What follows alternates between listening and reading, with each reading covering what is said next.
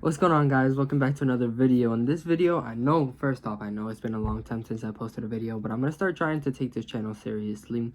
Real quick, before we start, I do have a gaming channel, which I will be posting on very soon. I had to get the microphone first before I made another video, but I finally got my microphone, so I'm going to be making a video on my gaming channel, MLB The Show channel, so I'm going to put that in the comments. So just make sure to go look at that. But let's talk about this Juan Soto trade. Probably the biggest trade in a long time. So we got Juan Soto, plain and simple. I'm a Yankee fan, if you guys didn't know. So we got Juan Soto and we got Trent Grisham. But let's first talk about what we got rid of to get him. Now, he is a rental. Hopefully we can sign him to an extension. We'll talk about that later on, but he is a rental. But what we gave up hurts a little bit, but I think it was worth it.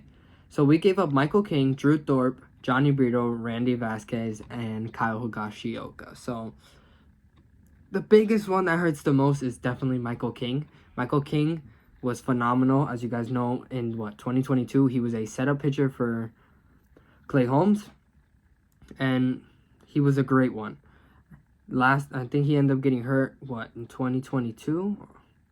2023, the last season, he was a great relief pitcher for us. I think that's when he got injured. Came back, he was amazing. Then he was an opener. And then, of course, we put him at the starting pitcher role where he was immaculate for us. Absolutely amazing.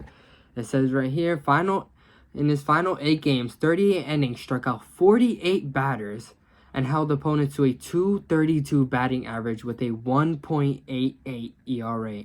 Absolutely amazing Michael King was. He was supposed to be a cornerstone for this rotation. I was really excited to have him in there with who we could possibly be signing, and Garrett Cole. But we had to give him a little bit for a generational talent like Juan Soto. Okay, and then Drew Thorpe.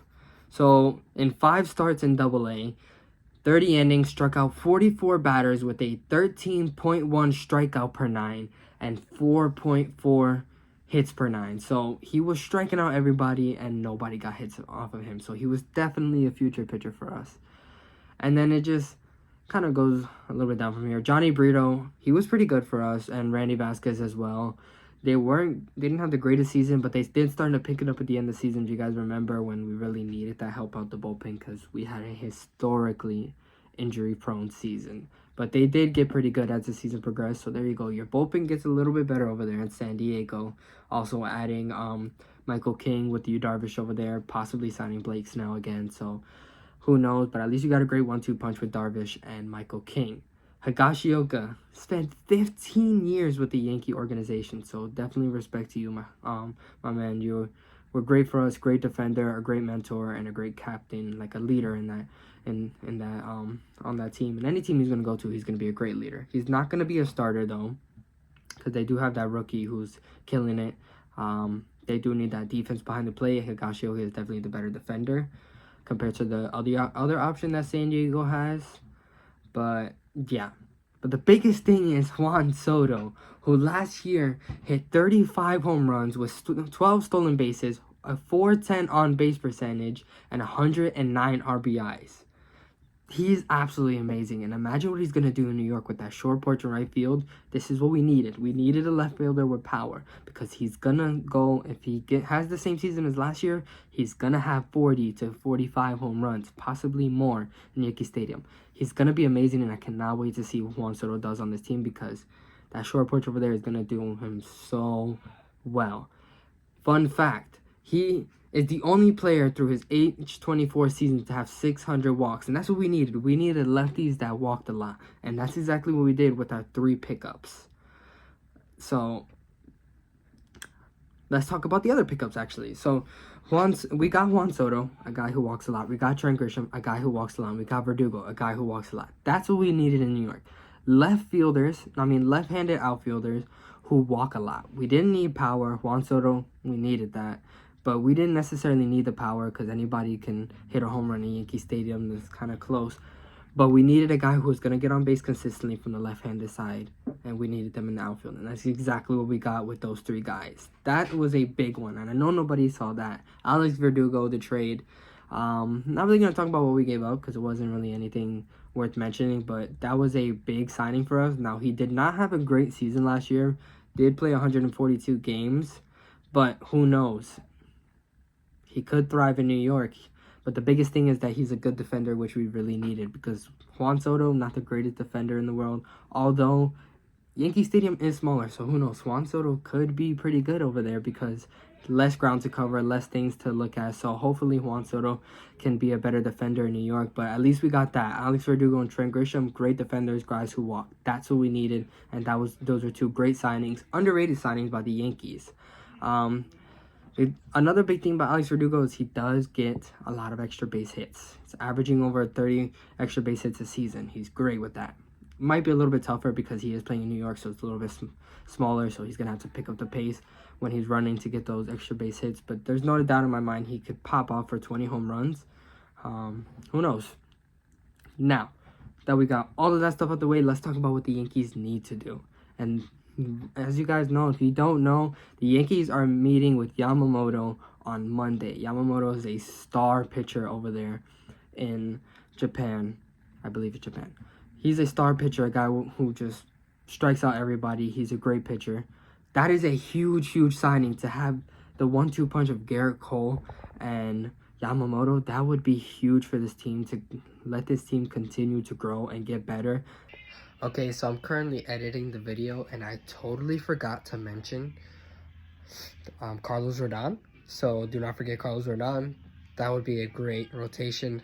It's currently Monday that I'm recording this. I'm kind of late on the editing, but yeah, we met with Yamamoto today. Very optimistic about what could happen.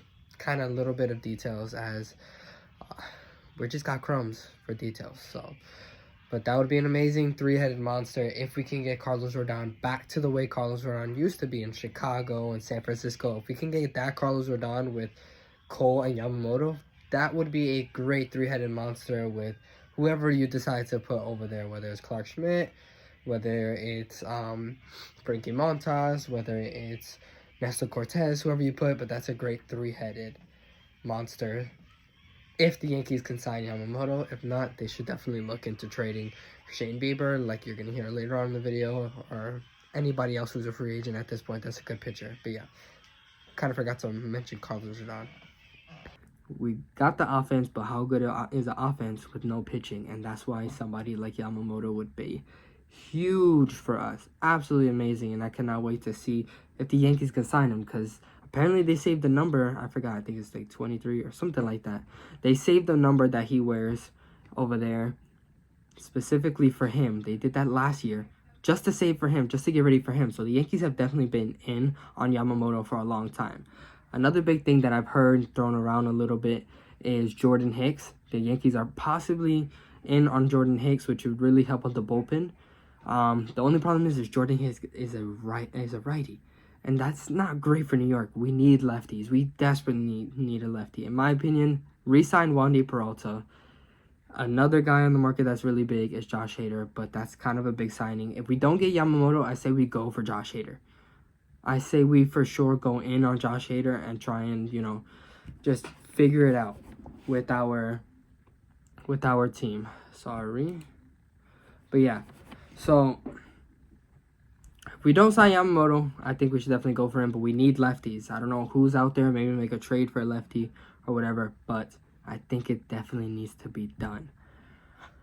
Another thing I've heard thrown around is a possible trade for Shane Bieber. I know we just picked up Alex Verdugo, but I don't think it's the craziest thing in the world if we got rid of Alex Verdugo and put him in a trade for Shane Bieber. If we can sign Yamamoto and put him in a trade for Shane Bieber, that is an insane 1-2-3 punch with Garrett Cole, Yamamoto, and Shane Bieber.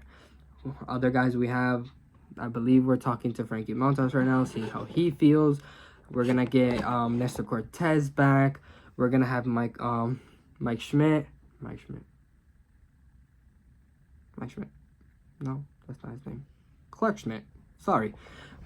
So we got Clark Schmidt, who didn't pitch bad last season either. So the rotation's in decent shape if we can sign Yamamoto. If not, we have to make a signing. and pitching. Whoever it is, whether it's somebody smaller, whether it's a big name, whatever it is, we have to start making some strides in our pitching department because our rotation is kind of looking flat right now. It's like we start here with Garrett Cole and we just go down so fast that we cannot have that. We need at least a great 1-2 or 1-2-3 punch over there with some good guys on the side. The bullpen, get lefties. You guys have so many righties. We have so many righties. Gotta go for some lefties because we desperately need some. But yeah, that's pretty much it. I mean, I don't want to stay here and talk about it too much. We're gonna be doing a lot more videos, so watch out for that. Right now, let's just slowly go over the lineup for the 2023, projected lineup for the 2023 Yankees. So as of right now, I have, and a lot of people that have this as their lineup. So starting off, leading off is DJ LeMahieu at third base. Second in the lineup, Juan Soto in right field. In center field, Aaron Judge. That's a big one, having Aaron Judge in center field. Let's see how he's going to perform because he has done pretty well in the past, but who knows. Then Anthony Rizzo in the 4-hole. Anthony Rizzo hopefully going to go back to the way he was 2 years ago and give us 30 home runs again. That would be great. If not, I think the Yankees should definitely look into possibly looking at a first baseman, but who knows. Then we have Gleyber Torres at second base, always consistent for us. Giancarlo Stanton at DH. Heard he's lost a lot of weight, so hopefully we're going to get a Giancarlo Stanton who's healthy, who can run a little bit, and get that power back to the way that it used to be because it was not a good season for Giancarlo Stanton. In left field, Alex Verdugo. At catcher, we're going to split between Trevino and Wells. If there's a righty on the mound, you're going to go Wells. If there's a lefty, you're going to go Trevino. Both of them great defenders, both guys who can manage behind that plate and hit well on their side. And then at the 9th spot, Anthony Volpe, Gold Glove winner. Congratulations to him. But yeah, that is the lineup. That is everything that you need to know. The Juan Soto trade, the guys we picked up, the things that we should do, the things that we need to do. And if you're a Yankee fan, just leave a like, please. If you guys did enjoy this video, please like, comment, subscribe. Peace.